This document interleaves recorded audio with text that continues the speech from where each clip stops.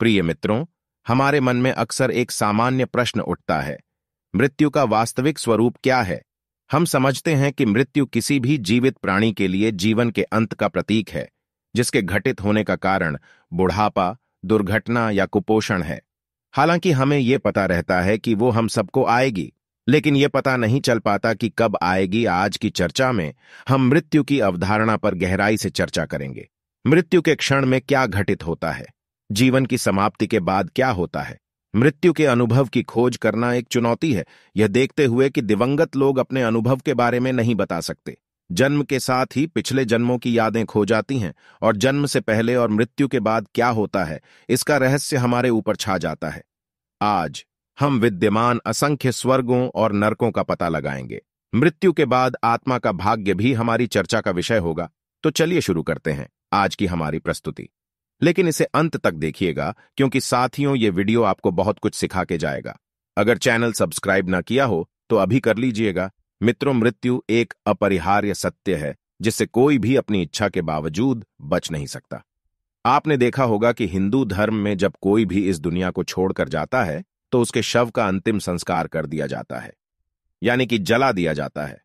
फिर भी क्या आपने सोचा है कि अंतिम संस्कार के बाद दिवंगत आत्मा के साथ क्या होता है?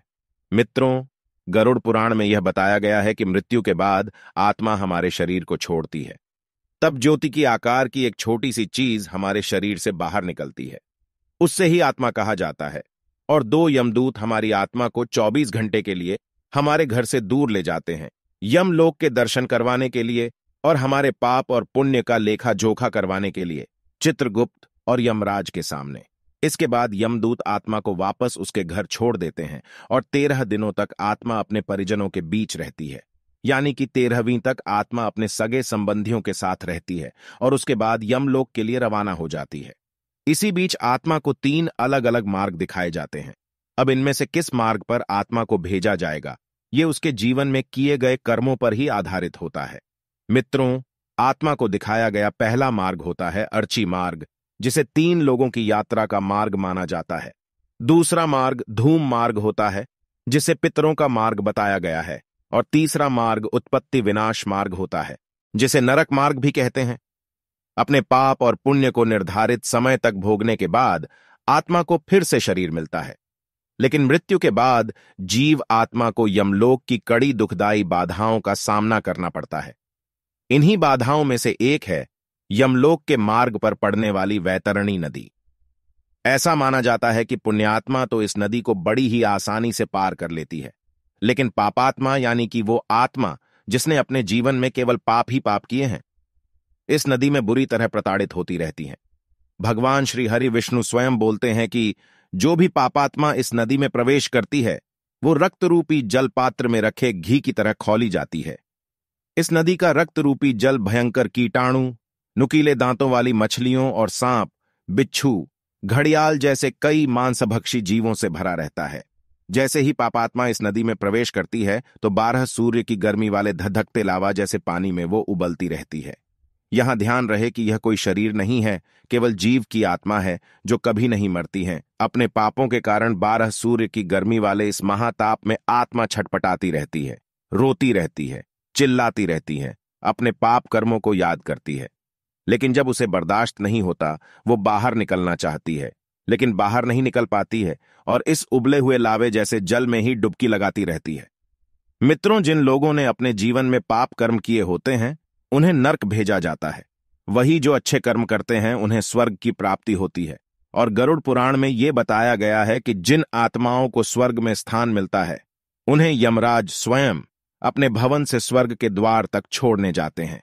वहां अप्सराएं उनका स्वागत करती हैं। वहीं जो लोग सिर्फ अपने बारे में ही सोचते हैं, जीवन भर किसी का भी हित नहीं करते हैं, उन्हें नर्क में ही स्थान मिलता है। अब हम आपको बताते हैं नरकों के प्रकार। पहला नर्क तमिश्रम नर्क होता है, या उन लोगों को जगह मिलती है जिन्होंने अपने जीवन में दूसरों की संपत्ति हड़पी होती है। यहां उन्हें तब तक मारा जाता है जब तक कि वो बेहोश ना हो जाए। दोबारा होश में आने के बाद फिर से उन्हें इसी तरह लहूलुहान किया जाता है।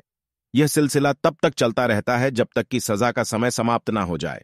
दूसरा कुंभिपाकम नर्क, शिकारियों की आत्माओं को आश्रय देता है जो जानवरों का वध करके आनंद प्राप्त करते हैं। प्रतिशोध स्वरूप उन्हें खौलते तेल में उबाला जाता है।